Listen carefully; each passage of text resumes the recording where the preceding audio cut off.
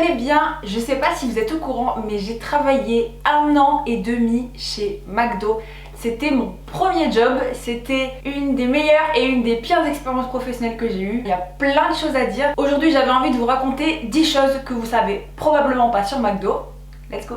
La première, c'est les standards d'hygiène chez McDonald's. Tout le monde croit que les fast-food c'est sale, c'est cracra, il y en a partout et tout. Mais McDo, c'est une institution, c'est une multinationale, c'est une énorme entreprise et ils peuvent pas se permettre d'avoir des normes d'hygiène un peu douteuses. C'est ultra réglementé. Petite anecdote, quand on te forme en cuisine à McDo, justement pour t'apprendre en fait l'importance de se laver les mains, tout ça, dès que tu vas te gratter comme je suis en train de le faire, ils arrêtent la formation et te disent stop, tu vas te laver les mains. On fait un truc et tout, tu mets tes mains sur son tablier parce que t'as des petites miettes, ils disent stop, tu t'es touché le tablier, tu vas te laver les mains. Et en fait en formation ils font comme ça vraiment pour nous mettre dans le crâne l'importance de se laver les mains. Et quand on est en cuisine, on n'a rien le droit de toucher d'autre que les aliments ou les ustensiles, sinon il faut qu'on aille se laver les mains. On a 10 millions d'ustensiles, 10 millions de trucs parce que s'il y a quelque chose qui tombe par terre ou quoi en plein rush, on le balance en plonge et on continue à travailler avec les ustensiles propres. Une fois, j'ai eu le malheur de voir un nouveau faire tomber un steak par terre. Il a pris la pince, il a commencé à le ramasser et dans ma tête je me suis dit oh là là, lui il est mort. Et le manager il s'est retourné, il a fait ouais, qu'est-ce que tu fais et tout. Il lui a crié dessus parce que, enfin on ramasse pas un steak par terre quoi, ça c'est de la logique. Mais bon bref, tout ça pour vous dire que les règles d'hygiène à McDo sont très strictes contrairement à ce qu'on peut croire. La deuxième anecdote, c'est les pourboires sont interdits. Voilà, je sais pas si vous saviez mais il y a des grandes entreprises comme ça, je sais pas pourquoi d'ailleurs. Ils vont même jusqu'à ne pas mettre de poche dans les uniformes parce que nos uniformes sont entièrement de chez McDo. Pantalon et chemise ou t-shirt en fonction du McDo, mais il n'y a pas de poche dans les pantalons McDo exprès pour qu'on mette rien dedans, ni téléphone ni pourboire. On a juste une mini poche qui fait vraiment la taille d'un doigt pour mettre un stylo parce qu'on doit toujours avoir un stylo sur nous. Mais pourboire interdit. Alors évidemment on trouve des astuces parce que moi des pourboires j'en ai eu des tonnes. Moi je le mettais soit entre la ceinture et le pantalon, soit dans la chemise, tu connais, dans les petites poches des chemises, enfin tu trouves toujours une petite astuce. Mais c'est fou quoi, on n'a pas le droit d'avoir de pourboire à McDo. La troisième chose que les gens ne savent pas et qui m'a fait trop rire quand je suis arrivée chez McDo, c'est le vocabulaire anglais. Parce que du coup McDo c'est américain, vous le savez. Et en fait quand ils se sont implantés en France, ils ont gardé tout le vocabulaire anglais. Ce qui fait qu'il y a plein de trucs dans le McDo quand tu travailles qui sont en anglais. Par exemple le truc pour remplir les frites là où on met la panière et ça tombe, ça s'appelle un arch fry. Enfin arch fry. Quand on ouvre le McDo on appelle ça un horaire d'open, quand on ferme on appelle ça une close. Il y a un petit panneau d'affichage dans les vestiaires. C'est un panneau Velleda en fait avec le schéma du McDo et du coup il y a le nom des postes et quand il y a ton prénom qui est écrit par exemple au drive, ça veut dire que tu es au drive. Et ce panneau, on l'appelle le football, voilà. Et donc du coup, couramment, on dit le foot. Ce qui fait qu'en fait, quand on arrive chez McDo, on fait ouais, tu peux remplir l'arch fry. Attends, mais t'es où sur le foot? Ouais, tu closes ou t'open demain? Genre, on comprend rien à ce que les gens ils racontent. On est là, on arrive et c'est à mourir de rire. On est là, ouais, ils se prennent trop pour des bilingues. Et carrément, ils te donnent une feuille avec tout le vocabulaire anglais et la traduction française pour que tu puisses t'adapter à l'entreprise. Donc voilà, ça m'a fait assez rigoler. Un des trucs que j'ai le plus aimé chez McDo, c'est un peu le management à l'américaine. C'est le style d'entreprise où si tu arrives sans diplôme et que tu dis moi je sais faire ça mais que t'as pas de papier officiel pour te le prouver, on va te donner ta chance. Typiquement McDo c'est le premier boulot de plein de jeunes, ils t'apprennent tout de A à Z et même s'ils voient que tu sais bien faire quelque chose, ils vont te donner l'occasion d'exploiter ce truc et même de pouvoir former les autres. L'exemple le plus flagrant que j'ai à vous donner, c'est pour ma première close. Forcément il y a des postes un peu bisus, on va dire pour les nouveaux, les trucs que personne n'aime faire. Et donc c'était la plonge. C'est un poste où il faut envoyer à mort parce qu'en fait il y a toute la close qui t'attend toi. Souvent la plonge c'est le truc qui prend le plus de temps, donc t'es le premier à bosser pour la fermeture et t'es bien souvent le dernier à finir. Donc c'est vraiment un truc qui prend beaucoup de temps et sur lequel il faut être hyper efficace. Et pour ma première close, les collègues ils m'avaient averti, t'as intérêt d'envoyer ce soir, on n'a pas envie d'ébaucher à 2 h du mat et tout. Je me suis donné de ouf en plonge, je voulais pas être en retard sachant que c'était ma première fois, je savais pas pour combien de temps j'en avais. J'ai cartonné, d'ailleurs il y a même mon manager qui est venu me faire une blague genre ah t'as pas encore fini et tout. Du coup je me donnais tellement mal et tout alors qu'en fait j'étais archi à l'heure. Bref, et comme j'ai cartonné sur ma première plonge, évidemment j'ai fait la plonge pendant un bon moment, ne faites pas cette erreur là. Mais du coup on m'a demandé de faire toutes les formations des nouveaux qui arrivaient. Alors que la première formation que j'ai faite j'avais même pas 3 semaines d'entreprise et on m'a dit tiens tu vas le former en plonge et moi j'ai dit mais attends je vais former qui? Je viens d'arriver en fait et ils m'ont dit non mais toi c'est super ce que tu fais, vas-y forme-le et tout machin. Donc en fait on se forme les uns les autres en fonction des capacités de chacun et ça je trouve ça super cool parce que alors que tu es encore seulement en phase d'apprentissage et moi j'avais même pas 18 ans je crois, et voilà c'est super cool d'avoir des responsabilités, c'est super formateur de former les autres tout simplement. Une des choses que vous ne savez pas sur McDo c'est qu'en interne ils ont des standards d'hygiène dont je vous l'ai dit, mais il y a aussi des standards de qualité en termes de produits finis, de timing pour servir les clients etc. Il y a plein de petits standards et une fois par an ils font ce qu'on appelle l'évaluation annuelle. Donc voilà, moi j'en ai fait 2 des évaluations annuelles et c'est assez improbable, on se croirait vraiment dans un film. Il y a vraiment des gens de McDo France qui viennent et qui te chronomètrent le temps que tu mets pour faire un sandwich, ils sont là à côté de toi et tout, ils vérifient les températures de tes steaks hachés, quand t'es en caisse, ils lancent le chrono à partir du moment où tu valides la commande et le moment où tu prends le paiement, enfin vraiment c'est une dinguerie de voir tout ce qu'ils ont mis en place pour mesurer l'efficacité du McDo. Sans vouloir me vanter, on était quand même dans une super franchise, une des meilleures franchises de France. Et mon McDo avait des excellentes statistiques. Ils calculent ça en termes de pourcentage. Et je crois que la deuxième année où je l'ai fait, on était à 97 sur 100. Et voilà, les gars de McDo nous avaient dit que c'était vraiment des super résultats et que vraiment tout le monde n'avait pas ces résultats-là. Donc on était plutôt fiers. Et ça fait partie de ce management à l'américaine dont je vous parlais, de vraiment toujours pousser le niveau à l'excellence. Il y a vraiment une mentalité, il y a vraiment un truc d'exigence et de qualité, même si les gens ne s'en doutent pas. Si jamais vous voyagez et que vous allez dans les McDo en Europe ou même aux États-Unis, vous vous rendrez bien compte que ça n'a rien à voir avec les qualités des McDo qu'on a en France. McDo forme au diplôme. Avant ils le disaient beaucoup dans les publicités et je trouve qu'ils le disent plus trop, mais c'est une vérité. Voilà, moi je suis restée 1 an et demi chez McDo, à la fin ils voulaient nous faire évoluer vers un poste de manager.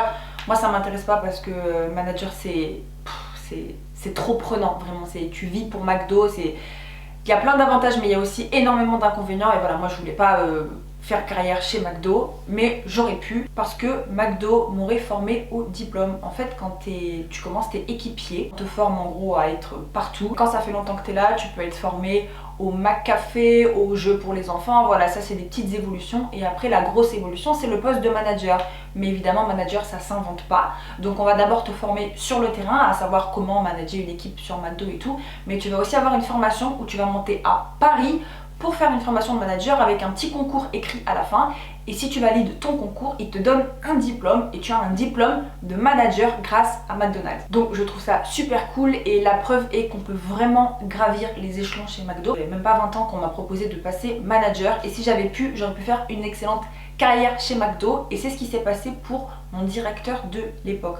Quand je suis arrivée, mon directeur il avait 27 ans. Et pour passer directeur de McDo, c'est difficile parce qu'il y a du monde. Avant d'être directeur, il y a tous les managers qui vont se battre pour avoir le poste de directeur s'il y a une place qui se libère. Donc voilà, c'est vraiment, c'est pas simple, mais bon, il s'était énormément donné. Lui, il avait décidé il y a bien longtemps qu'il ferait carrière chez McDo et il s'en était donné les moyens.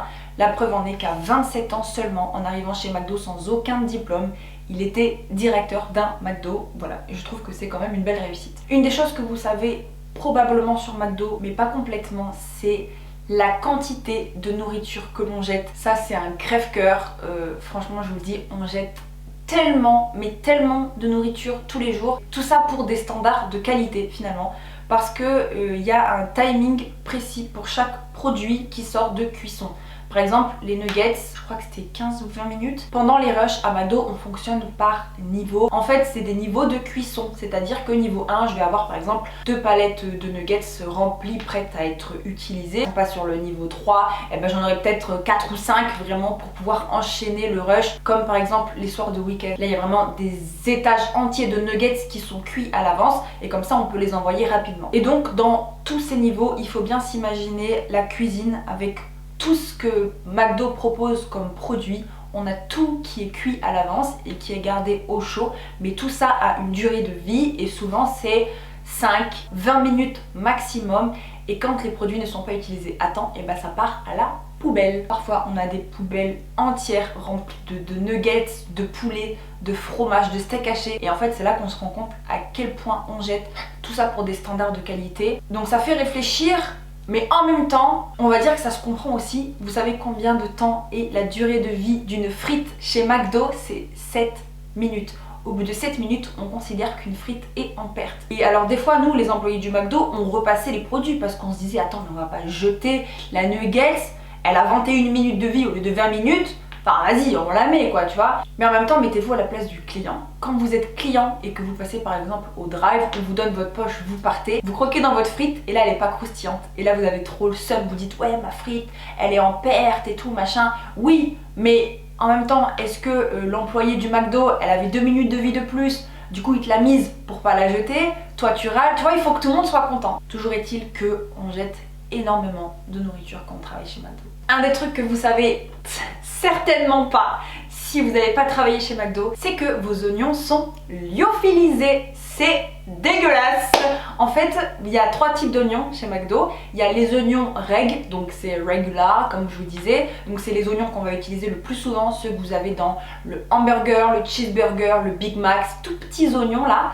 On a les oignons royal, voilà, ça c'est les gros oignons blancs typiques. Et après on a les oignons confits, ça c'est les oignons qu'on va retrouver dans le grand premium, même si je crois qu'il n'existe plus, dans les signatures, voilà, ça c'est les oignons confits. Et donc les oignons reg, les tout petits oignons, les tout petits dés d'oignons sont en fait lyophilisés, c'est-à-dire que c'est des sachets comme ça que tu peux secouer comme si c'était de l'ail en poudre.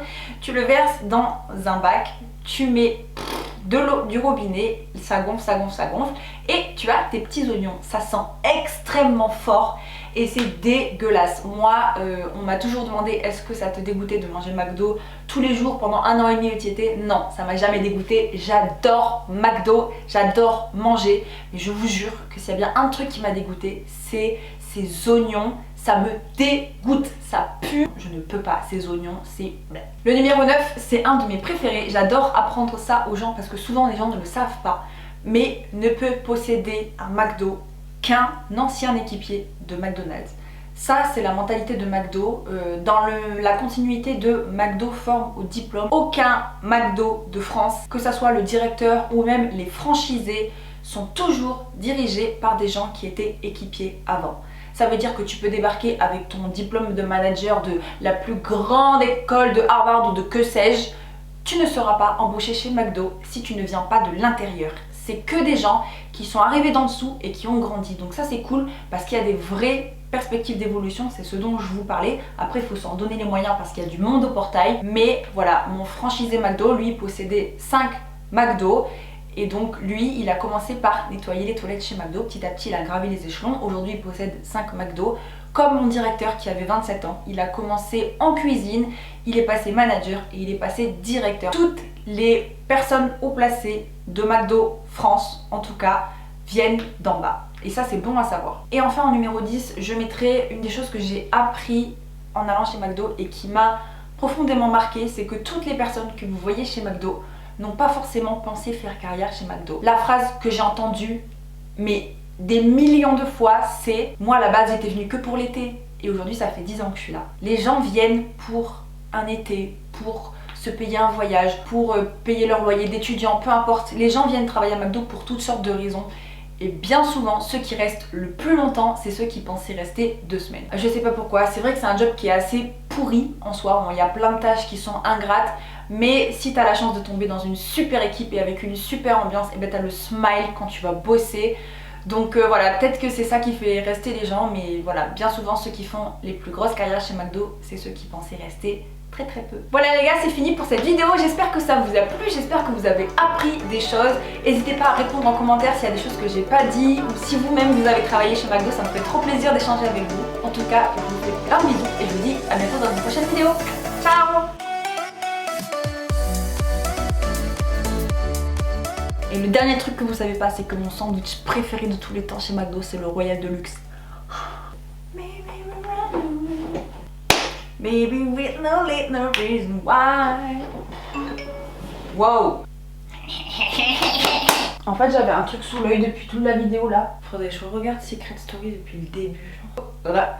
Et le Grand Premium, je sais pas si quelqu'un se souvient du Grand Premium, mais c'était une dinguerie.